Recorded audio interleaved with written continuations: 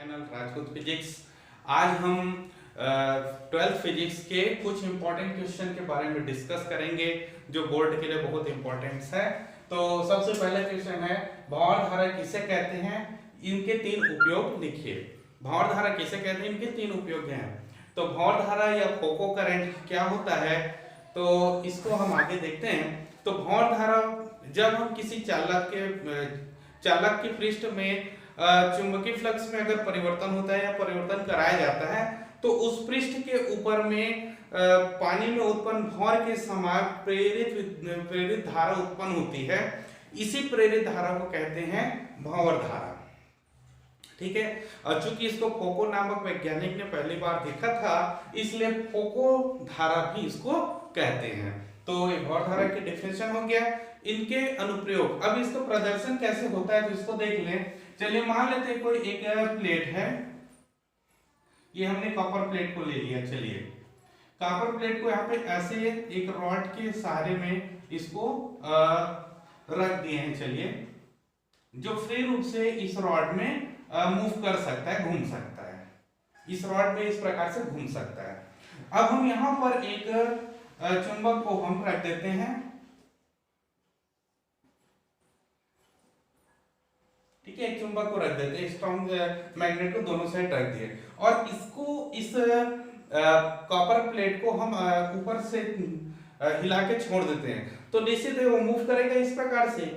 लेकिन जब ये चुंबक स्थिर रहेगा, मान लेते हैं ये चुंबक को पहले चुंबक को हटा के फिर चुंबक को रख के, दोनों स्थिति में हम ऑब्जर्व करेंगे तो जब देखेंगे जब चुंबक को रखकर इसमें घुमाया जाए तो ये जो प्लेट है कुछ एक दो बार राउंड होने के बाद रुक जाता है। पहले वो 10 बार टर्न कर रहा था तो सेकेंड टर्न में जब चुंबक रख रहा है तो वो ज्यादा टर्न नहीं कर सकता है।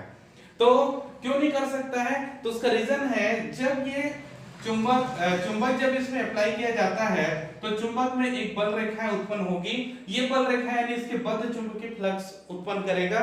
लेकिन जब ये प्लेट घूमेगा तो उसके पृष्ठ पे बद्ध चुंबकीय फ्लक्स में परिवर्तन होते रहेगा।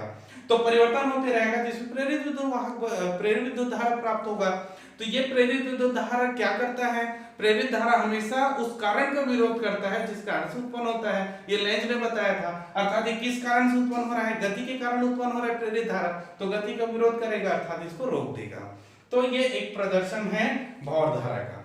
क्लियर। अब इसका उपयोग में देखें तो इसका बहुत सारे उपयोग हैं। आप इंडक्शन घर में देखे होंगे, इंडक्शन इसी सिद्धांत पर लागू होता है। तो चलिए इसमें है धारा मापी को रुद्धोल बनाने में इसका उपयोग करते हैं। तो धारा मापी जो है बहुत ही सुग्राही परिपथ होता है, सुग्राही उपकरण होता है। तो क्या होता है उसके जो संकेतक है वो जब हम विद्युत धारा प्रवाहित करें तो इस प्रकार से वाइब्रेट करता है। तो उस वाइब्रेट के कारण हम यहाँ पे कितना करंट हम ये नहीं देख सकते क्योंकि वो वाइब्रेट करते रहेगा तो कहाँ पर रुकेगा ये। तो उस वाइब्रेशन को दूर करने के लिए इसके चारों ओर एक कॉपर की पन्नी को लपेट देते हैं। वहीं पे लपेट दिया जाता है नजदीक में। तो कॉपर की पन्नी को अगर लपेट दें तो जब ये वाइब्रेट करेगा तो कॉपर की पन्नी भी वाइब्रेट करेगा और चूंकि वो मैग्नेट या दो मैग्नेट के बीच में रहता है तो मैग्नेट के बीच में अगर ये वाइब्रेट करेगा तो इसमें प्रेरित धारा उत्पन्न होगी और प्रेरित धारा उत्पन्न होगी तो ये गति का विरोध करेगा और उसको रुद्धोल बना देगा। पहला एग्जांपल हो गया। दूसरा प्रेरण भट्टी में, तो प्रेरण भट्टी जो आपका इंडक्शन चूल्हा है जो आप लोग यूज करते हैं वही प्रेरण भट्टी है। तो बड़े यूज मात्रा में करें तो भट्टी हो जाता है, छोटे मात्रा में करें तो एक चूल्हा हो गया। तो इस प्रकार से प्रेरण भट्टी वो इस सिद्धांत पर लागू होता है। विद्युत ब्रेक आजकल जितने भी बड़े वाहन है खासकर रेल वगैरह है उसमें इस विद्युत ब्रेक का उपयोग करते हैं। तो विद्युत ब्रेक क्या होता है, ये एक चक्का है, ट्रेन का चक्का है, इसके दोनों साइड में एक ड्रम बना देते हैं। ये ड्रम जो है जब हम इसको रोकना रहता है तो इस ड्रम में चुंबकीय क्षेत्र उत्पन्न कर देते हैं। एग्जांपल के लिए इसको नॉर्थ से इसको साउथ कर दें तब क्या होगा, ये जो चक्का है वो धातु बना होता है अर्थात लोहे बना होता है। तो लोहे बना होता है जब ये जिसमें चुंबक क्षेत्र आएगा, जब इसको रोकना रहता है चुंबकीय क्षेत्र लगा देंगे तो चुंबकीय क्षेत्र में ये जो है गति करेगा। तो गति करने के कारण इसमें गति का विरोध होगा अर्थात इसमें भंवर धारा उत्पन्न हो जाएगी पानी में उत्पन्न भौर के समान, और ये भौर धारा क्या करता है, इसका विरोध करता है और इसको रोक लेगा, तो विद्युत प्रेरक के रूप में इसका उपयोग करते हैं। चौथा, प्रेरण मोटर के रूप में भी इसका यूज होता है। तो ये पहला क्वेश्चन बहुत इंपॉर्टेंट है, इसको स्क्रीनशॉट कर लीजिए। चलिए दूसरा क्वेश्चन ले लेते हैं। दिक्पात कोण और नमन कोण को समझाइए तथा सिद्ध कीजिए कि tan थीटा बराबर v/h। तो यहाँ पर दिक्पात कोण क्या होता है, तो हम देखें पृथ्वी है उसके दो यामोत्तर होता है। यामोत्तर का मतलब होता है उत्तर और दक्षिण। तो दो प्रकार के यामोत्तर होता है, भौगोलिक यामोत्तर और एक है चुंबकीय यामोत्तर। भौगोलिक यामोत्तर यानी भौगोलिक रूप से उत्तर और दक्षिण दिशा को मिलाने वाली जो रेखा है वो भौगोलिक यामोत्तर कहेंगे, अर्थात मिलाने वाली जो प्लेन है वो भौगोलिक यामोत्तर कहलाएगा। चुंबकीय यामोत्तर क्या होता है, चुंबक के उत्तर और दक्षिण दिशा को मिलाने वाली प्लेन को हम कहेंगे चुंबकीय यामोत्तर। तो पृथ्वी एक भौगोलिक रूप से एक संरचना भी है और ये एक चुंबक भी है, तो दोनों की तरह व्यवहार करता है। तो इनके दोनों यामोत्तर में कुछ अंतर पाए जाते हैं। तो जैसे ये चुंबकीय यामोत्तर है, ये भौगोलिक यामोत्तर है, तो इन दोनों के बीच का जो कोण होता है उसे कहते हैं दिक्पात कोण, उसी को कहेंगे दिक्पात कोण। चुंबकीय यामोत्तर और भौगोलिक यामोत्तर के बीच के कोण को दिक्पात कोण कहते हैं। तो ये अलग अलग जगह पर अलग अलग प्राप्त होता है, हर जगह इसका मान अलग अलग होगा। दोनों जिस जगह पर जाएंगे उस जगह पर अलग अलग इसका मान होगा और इसको अल्फा से प्रदर्शित किया जाता है।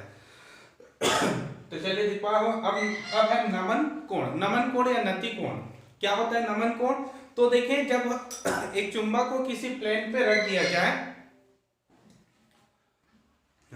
जैसे किसी एक चुंबक को पृथ्वी के सतह पर रख दिया जाए, एक समतल सतह पर रख दिया जाए, जैसे एक चुंबक को रख दिया जाए, तो चुंबक अपने किसी एक दिशा पर जाकर रुकेगा। मान लो ये इस डायरेक्शन में गया, तो ये उसकी परिणामी तीव्रता को दर्शाएगा, परिणामी दिशा को दर्शाएगा। ठीक है, तो परिणामी दिशा क्षैतिज के साथ जो कोण बनाएगा, यानी परिणामी तीव्रता क्षैतिज घटक के साथ जो कोण बनाएगा उसे ही नमन कोण या एंगल ऑफ डिप कहेंगे। तो ये भी अलग अलग स्थान पे अलग अलग इसका मान होता है। चलिए इसको स्क्रीनशॉट कर लीजिए। हाँ देखिए, अब हम सेकंड क्वेश्चन इसको प्रूव करेंगे। tan theta equal to v/h दिक्पात कोण और नमन कोण हो चुका है। अब देखिए एक समतल सतह है, चलो हम इसको मान लेते हैं, मान लो किसी भी स्थान पर परिणामी तीव्रता I, क्षैतिज h और ऊर्ध्वाधर v है ना, वर्टिकल v है, हॉरिजॉन्टल h है, इस प्रकार से उसकी तीव्रता है। तो और नमन कोण कितना है इसका? थीटा है। तो चलिए इस समतल को हम एक चुंबकीय यामोत्तर मान लेते हैं। तो हम यहां से प्रदर्शित करेंगे, तो हॉरिजॉन्टल क्षैतिज तीव्रता क्या होगा? क्षैतिज तीव्रता h बराबर क्या होगा? तो चूंकि ये क्षैतिज घटक है, इसका क्षैतिज घटक है, तो क्षैतिज घटक है मतलब I cos थीटा होगा। ठीक है, उसी प्रकार ऊर्ध्वाधर घटक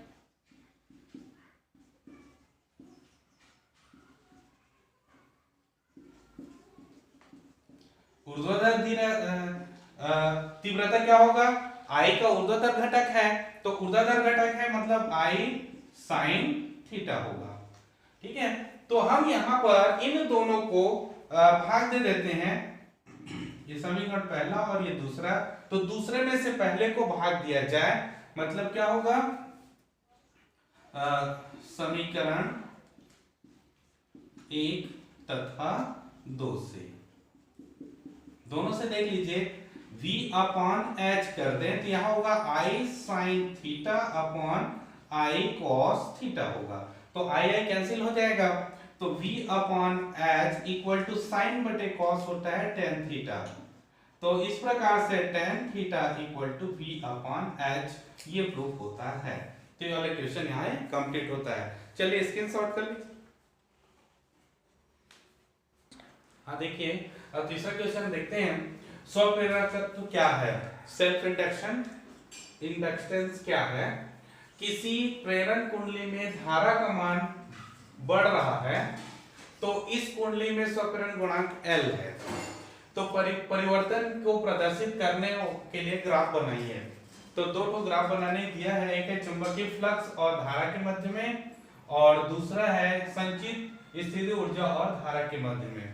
तो बहुत इंपॉर्टेंट क्वेश्चन है ये, सीबीएसई बोर्ड में 12 और 14 में पूछा हुआ इंपॉर्टेंट क्वेश्चन है ये। ठीक है, तो देख लेते हैं। तो सबसे पहले स्वप्रेरण क्या होता है, तो इसके लिए सबसे पहले स्वप्रेरण क्या होता है इसको समझना जरूरी है। तो स्वप्रेरण क्या होता है, जब हम किसी कुंडली में धारा के मान में परिवर्तन करते हैं तो उसके बद्ध चुंबकीय फ्लक्स में परिवर्तन हो जाता है। तो बद्ध चुंबकीय फ्लक्स में परिवर्तन होने के कारण उसी कुंडली में प्रेरित धारा उत्पन्न होती है। तो इस घटना को कहेंगे स्वप्रेरण। ठीक है, इस घटना को हम स्वप्रेरण कहेंगे। तो अब यहाँ पर देखिए, तो जो कुंडली में जो बद्ध चुंबकीय फ्लक्स जो मान है वो प्रवाहित होने वाली धारा के अनुक्रमानुपाती होती है। जितनी धारा प्रबलता की धारा जाएगी उतनी बद्ध चुंबकीय फ्लक्स होगा। तो इसमें प्रवाहित धारा के अनुक्रमानुपाती होता है, तो phi is proportional to I होता है। तो यहाँ पर इस अनुक्रमानुपाती चिन्ह हटाना है तो इसमें एक नियतांक लगा देंगे L। तो ये L एक नियतांक है, कांस्टेंट है, और यह इसी कांस्टेंट को कहा जाता है स्वप्रेरण गुणांक या स्वप्रेरकत्व। ठीक है, स्वप्रेरण गुणांक या स्वप्रेरकत्व कहते हैं, सेल्फ इंडक्टेंस इसको इंग्लिश में बोला जाता है। तो इसका एसआई मात्रक जो होता है वो हेनरी है, एसआई मात्रक हेनरी। ठीक है, तो चलिए इसका हम परिभाषा निकालने के लिए हम धारा को एकांक कर दें, I को 1 कर देंगे तो phi इक्वल टू L हो जाएगा, यानी दोनों आंकिक रूप से दोनों बराबर हो जाएंगे। ठीक है, तो इसका परिभाषा हो जाएगा किसी कुंडली का स्वप्रेरकत्व आंकिक रूप से उस कुंडली से बद्ध चुंबकीय फ्लक्स के बराबर होता है जो कुंडली में एकांक धारा प्रवाहित करने से उत्पन्न होता है। तो इस प्रकार से पहला पार्ट क्वेश्चन का कंप्लीट होता है। इसकी शॉर्ट कर लीजिए। इसको प्रदर्शित करने के लिए यहाँ पे हम ये देख सकते हैं प्रायोगिक व्यवस्था कि एक बैटरी है और ये लाइट को लगा दिया गया है, ये कुंजी है। तो जब हम इस कुंजी को प्रेस करते हैं तो ये लाइट जलना चालू हो जाता है। लेकिन इसके साथ समांतर क्रम में एक प्रेरण कुंडली लगा हुआ है। अगर हम इस कुंजी को बंद कर देंगे तो बंद करने के बाद ये लाइट तुरंत जीरो नहीं होता है, यानी बंद नहीं होता है, धीरे धीरे जीरो होता है, अर्थात इसमें लाइट कुछ देर तक जलती रहती है। तो इसका रीजन क्या है, तो इसका रीजन है जब हम यहाँ से प्रेस किए तो बैटरी से विद्युत धारा लिया, बैटरी से धारा लेकर ये लाइट जलना चालू किया। लेकिन जब इसको डिस्कनेक्ट कर दिया तो बैटरी से धारा ना लेके इसके बद्ध चुंबकीय फ्लक्स में परिवर्तन होने के कारण प्रेरित धारा उत्पन्न होती है जो इसके विपरीत दिशा में, अर्थात जिस प्रेरित धारा से यहाँ पे ये लाइट जलना चालू हो गया। तो ये लाइट जो है इस कारण से होता है, इसी को कहते हैं स्वप्रेरण। ठीक है, और ये इसका गुणांक है स्वप्रेरण गुणांक। तो चलिए इसका स्क्रीनशॉट कर लीजिए। हाँ, चलिए देखिए सेकंड पॉइंट में देखें, एक चुंबकीय फ्लक्स और धारा के मध्य ग्राफ, धारा बढ़ रहा है। तो हम यहाँ पर देखे हैं चुंबकीय फ्लक्स और इसके बीच का जो संबंध है वो क्या होता है। पहला में अगर हम संबंध देखें तो phi इक्वल टू Li होता है, phi इक्वल टू Li अभी हमने देखे जस्ट पहले क्वेश्चन में। तो इससे निष्कर्ष निकालेंगे phi is proportional to I, यानी धारा का मान बढ़ने से फ्लक्स बद्ध चुंबकीय फ्लक्स बढ़ेगा, अर्थात दोनों में अनुक्रमानुपाती है। तो इनका जो ग्राफ बनेगा ये, चलिए इस डायरेक्शन में हमने करंट को ले लिया, इस डायरेक्शन में हम बद्ध चुंबकीय फ्लक्स को ले लेते हैं। चुंबकीय फ्लक्स है तो m से भी प्रदर्शित कर सकते हैं या phi से ही प्रदर्शित करें चलेगा। ठीक है, तो इस प्रकार से दोनों को लिया जाए तो इसका जो ग्राफ है एक सरल रेखा ऐसे प्राप्त होगी। ठीक है, जो I के साथ कुछ एंगल से झुका होगा, एक स्ट्रेट लाइन होगा। तो पहला का आंसर ये हो गया।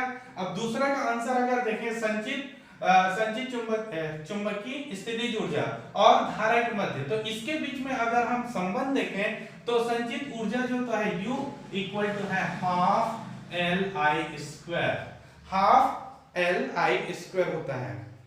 क्लियर है, तो संचित ऊर्जा का जो मान है हाफ Li स्क्वायर है। तो यहां से अगर निष्कर्ष निकालें तो U is proportional to I square होगा। तो I स्क्वायर है मतलब ये पैराबोला बनेगा, परवलय बनेगा। ठीक है, जैसे परवलय के कांस्टेंट में देखे हैं तो ये परवलय का सम, क्योंकि L कांस्टेंट है तो इस प्रकार से हम परवलय बन सकता है। तो देखिए कैसे बनेगा इसका ग्राफ। तो इसका ग्राफ को हम अगर चेक करें तो ये है स्थितिज ऊर्जा को करें और ये करंट धारा को लिया जाए तो ये परवलय बनेगा और परवलय इस प्रकार से आपको मिलेगा। तो ये है सेकंड का आंसर। बहुत इजी, केवल ग्राफ खींचना था। तो इसको भी स्क्रीनशॉट कर लीजिए। चलिए क्वेश्चन नंबर 4 देखते हैं। चुंबकीय आघूर्ण को स्पष्ट कीजिए। चुंबकीय द्विध्रुव के रूप में धारा लूप के लिए चुंबकीय आघूर्ण की व्यंजक ज्ञात कीजिए और एम्पीयर चक्र क्या है, ये क्वेश्चन है। तो इन प्रश्न में देखिए सबसे पहले चुंबकीय आघूर्ण क्या होती है। तो चुंबकीय आघूर्ण सिंपल सा है। तो जब भी कोई चुंबक होता है दो ध्रुव में होता है, जैसे मान ले एक चुंबक ले लें, इसमें हमेशा दो ध्रुव होगा N और S, ठीक है। तो दो ध्रुव होगा, द्विध्रुव होगा ये। तो द्विध्रुव हुआ तो द्विध्रुव में से ध्रुव प्राबल्य और दोनों ध्रुवों के प्रभावकारी लंबाई यानी दोनों ध्रुव को मिलाने वाली बीच में मिलाने वाली रेखा की जो दूरी होगी, इनके गुणनफल को कहेंगे चुंबकीय आघूर्ण, अर्थात m बराबर टू n प्रभावकारी लंबाई टू l। ये हो जाएगा। ये अदिश फॉर्म में है और सदिश फॉर्म में देखें तो m होगा। इसकी दिशा साउथ से नॉर्थ होता है, इसकी दिशा साउथ से नॉर्थ होता है। तो यहाँ पे आप एक लिख सकते हैं, साउथ से नॉर्थ इसकी डायरेक्शन होती है। इसका SI मात्रक एम्पियर मीटर स्क्वायर होता है, एम्पियर मीटर स्क्वायर, क्योंकि ध्रुव प्राबल्य का मात्रक होता है एम्पियर मीटर। तो और लंबाई को और गुणा कर दे तो एम्पियर मीटर स्क्वायर हो जाएगा। तो एम्पियर मीटर होता है और इसका विभव सूत्र है एम्पियर, एम्पियर से A और मीटर से L स्क्वायर। तो M और T 0 रहेंगे। तो इस प्रकार से ये पहला पार्ट क्वेश्चन का कंप्लीट होता है। दूसरा पार्ट है चुंबकीय द्विध्रुव के रूप में धारावाही लूप के लिए चुंबकीय आघूर्ण की व्यंजक ज्ञात करो। तो चलिए एक हम धारावाही लूप ले लेते हैं। तो आपको पता होगा धारावाही लूप में जैसे विद्युत धारा की दिशा इस प्रकार से हुआ, एंटी क्लॉकवाइज हुआ, तो इसमें n सिरा आपको दिखाई देगा। मतलब इस साइड में n सिरा और अंदर साइड में कौन सा होगा, s सिरा होगा। यानी बल रेखाओं की दिशा क्या होगी, अंदर से बाहर से अंदर की ओर होगी। n से s की ओर होता है तो बल रेखाओं की दिशा अंदर की ओर होगी। तो अंदर की ओर हुआ तो अंदर की ओर को हम डॉट से डिनोट करते हैं, ठीक है। यानी यहाँ पर जो चुंबकीय क्षेत्र तीव्रता की दिशा डॉट मिलेगा। लेकिन जब ये क्लॉकवाइज हुआ, इस प्रकार से क्लॉकवाइज हुआ, तो क्लॉकवाइज हुआ तो इसमें s सिरा दिखाई देता है, अपने को s सिरा दिखाई देगा। लेकिन बाहर में क्या होगा, अंदर की ओर क्या होगा, n सिरा होगा। यानी बल की दिशा बाहर की ओर होगा। तो बाहर की ओर के लिए क्रॉस दिखाया जाता है, तो यहाँ पे क्रॉस मिलेगा। तो अगर हम एक लूप को ऐसे रख दें और इसमें धारा की दिशा इस पर कट जाए तो m की डायरेक्शन आपको यहाँ पे मिलेगा। तो इसी के लिए व्यंजक निकालते हैं। तो चलिए एक चुंबकीय क्षेत्र में धारावाही लूप को रख दिया जाए। तो चुंबकीय क्षेत्र में धारावाही लूप को रखें तो उसमें नेट बल आघूर्ण उत्पन्न होता है, जिसका मान होता है I A क्रॉस B होता है। जहां I उस लूप में प्रवाहित होने वाली धारा, A उस लूप का क्षेत्रफल और B चुंबकीय क्षेत्र की तीव्रता है।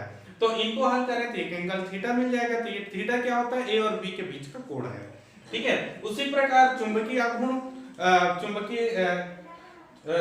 चुंबकीय आघूर्ण M का मान कितना होगा, टाउ इक्वल टू हो जाएगा mv sin थीटा।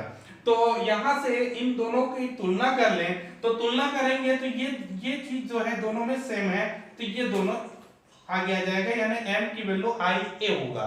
तो m की वैल्यू Ia यानी नेट चुंबकीय आघूर्ण जो होता है, चुंबकीय आघूर्ण m का मान Ia होगा, ठीक है। अब m इक्वल टू ni होगा। ये चुंबकीय बल आघूर्ण है, सॉरी ये चुंबकीय बल आघूर्ण, हाँ ठीक। तो ये चुंबकीय बल आघूर्ण ये पूरा टाउ होगा, लेकिन m जो है चुंबकीय आघूर्ण है। तो इसकी वैल्यू अगर मान लीजिए इसमें फेरो की संख्या n है तब क्या होगा, mnia होगा। क्लियर है। ये सदिश फॉर्म में हम इस प्रकार से इसको लिख सकते हैं। तो ये व्यंजक भी यहाँ पे निकल गया। और ये एम्पियर चक्र क्या है, तो जो राउंड राउंड घूमता है उसी को हम एम्पियर चक्र कहते हैं। जो धारा एक चुंबकीय क्षेत्र में घूमा तो वो एम्पियर चक्र कहलाएगा। तो इसमें n बार टर्न हुआ है तो n आई उसकी कुल धारा होगी, तो कुल धारा चक्र इस प्रकार से आपको मिलेगा। तो बहुत ही सिंपल क्वेश्चन है, स्क्रीनशॉट कर लीजिए इसको भी। हाँ चलिए, पांचवा क्वेश्चन है पृथ्वी के करोड़। पांचवा का 3 क्वेश्चन है, उसमें से पहला क्वेश्चन है पृथ्वी के करोड़ में लोहा है, यह ज्ञात है, फिर भी भूगर्भ शास्त्री इसको पृथ्वी के चुंबकीय क्षेत्र का स्रोत नहीं मानते हैं। यानी पृथ्वी के करोड़ में बहुत मात्रा में लौह पदार्थ है, ठीक है, जो चुंबकीय पदार्थ है, लेकिन पृथ्वी के करोड़ की जो टेम्परेचर है, ताप है, बहुत ज्यादा होता है, बहुत ज्यादा होता है। तो हम देखे हैं क्यूरी के नियम अनुसार से ताप बढ़ने से किसी चुंबकीय पदार्थ की चुंबकत्व कम होता है।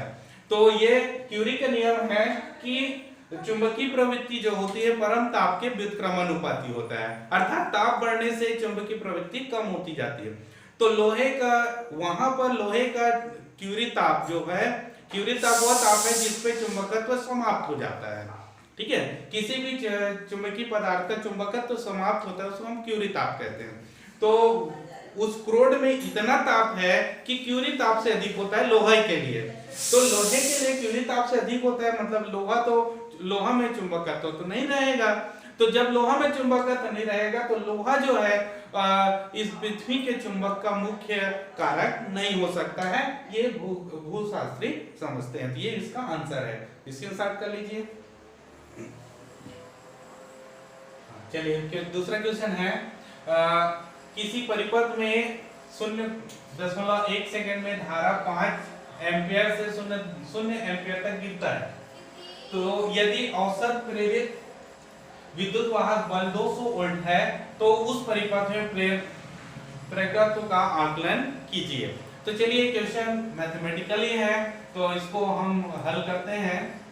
तो सबसे पहले देखिए, प्रेरित विद्युत वाहक बल का फॉर्मूला होता है E is equal to minus d phi upon dt, जहाँ phi जो है फ्लक्स है, तो phi की वैल्यू अभी हम लोग निकाल के देखें Li होता है, इसको हम यहाँ पे रख दें तो प्रेरित विद्युत वाहक बल minus D L I upon dt होगा। That means minus L D I upon dt। तो यहाँ पे धारा में परिवर्तन बटे समय अंतराल इस प्रकार से आपको मिलेगा। तो इसको अगर हम सॉल्व करें तो L इक्वल टू होगा minus epsilon bye D I upon D T, ठीक है। तो इस फार्मूला से हम L की वैल्यू निकालेंगे। तो यहाँ पर देखिए डी आई क्या होगा, I1 जो है पहले कंडीशन में धारा था 5 एम्पियर और I2 सेकेंड कंडीशन में धारा है 0.1 एम्पियर, 0.0 एम्पियर।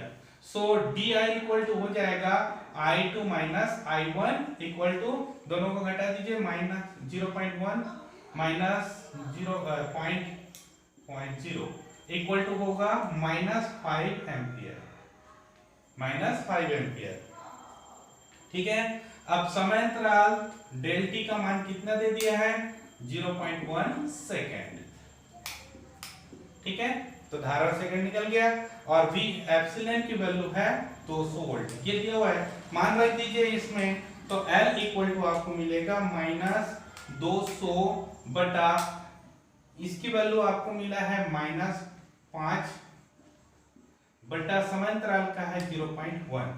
तो इसको हल करते माइनस माइनस कैंसिल हो जाएगा, L ये ऊपर चला जाएगा, 200 गुणे 0.1 बटा 5, 5 × 20 40 और इसको मल्टीप्लाई करें तो L इक्वल टू 4 आएगा, 4.0 हेनरी। चूंकि इसका मात्रक हेनरी होता है तो 4.0 हेनरी इसका आंसर आएगा, ठीक है। चलिए समझ आएगा, इसी इंसर्ट कर लीजिए। चलिए देखिए लास्ट क्वेश्चन है, निम्न स्थिति के लिए प्रेरित विद्युत धारा की दिशा की प्रेडिकेट कीजिए, यानी प्रदर्शित करना है। तो यहाँ पर देखिए एक धारावाही तार है जिसमें विद्युत धारा प्रवाहित हो रही है और एक लूप बना दिया है, तो इस लूप में प्रेरित धारा का मान ज्ञात करना है। अब ये धारा जो है अचर दर से ऊपर की ओर जा रही है। तो यहाँ पर देखिए जब यहाँ पर विद्युत धारा प्रवाहित होती है तो एम्पियर के फ्लेमिंग के नियम अनुसार से इस प्रकार से बल रेखा बनती है। देखिए ये विद्युत धारा प्रवाहित हो रहा है तो इसके चारों ओर ऐसे एक राउंड में बनेगा, यानी हम इसी में इस लूप में अगर देखें तो ये बल रेखा इस प्रकार से आपको मिलेगा, यानी चुंबकीय क्षेत्र ऐसे मिलेंगे इस प्रकार से। तो चुंबकीय क्षेत्र जब इस प्रकार से मिलेगा यानी उसके पृष्ठ के समांतर मिलेंगे, तो बल रेखाओं पृष्ठ के समांतर मिल रहा है। तो हमने देखा प्रेरित धारा के लिए क्या होते हैं, पृष्ठ के अभिलंबवत गुजरने वाली कुल बल रेखा यानी उसके लंबवत स्थिति में रहेंगे तो हमें प्रेरित धारा मिलेगा। ठीक है, तो चूंकि इस प्रकार से फ्लेमिंग का नियम लगता है प्रेरित धारा के लिए इस प्रकार से, तो यहाँ पर ये दोनों के डायरेक्शन क्या होना चाहिए, लंबवत होना चाहिए। तो यहाँ पे क्या है, ये इसके समांतर ये बल रेखा मिल रही है, इसलिए इस पर कोई प्रेरित धारा उत्पन्न नहीं होगी। तो आंसर आएगा कोई प्रेरित धारा उत्पन्न नहीं होगा। ठीक है, क्यों क्यों उत्पन्न नहीं होगा, क्योंकि इसमें बल रेखाएं जो है या चुंबकीय बल रेखाएं जो आपको मिल रहा है उस कुंडली में उसके समांतर मिल रहा है, लंबवत नहीं मिल रही है, इसलिए प्रेरित धारा उत्पन्न नहीं होगी। और दूसरी कारण है ये अचर दर से बढ़ रही है, यानी बल रेखाओं की संख्या में परिवर्तन नहीं हो रहा है। तो बल रेखाओं की संख्या में परिवर्तन नहीं हो रहा है, तो कारण भी लिख सकते हो आप। खैर इसमें कारण लिखने की बताया नहीं, केवल दिशा लिखने को बोला गया है। तो चूंकि प्रेरित धारा उत्पन्न ही नहीं होगा तो दिशा कहां से होगी, तो कारण अगर हम लिखना चाहें तो लिख सकते हैं फ्लक्स में परिवर्तन, बद्ध चुंबकीय फ्लक्स में कोई परिवर्तन नहीं हो रहा है।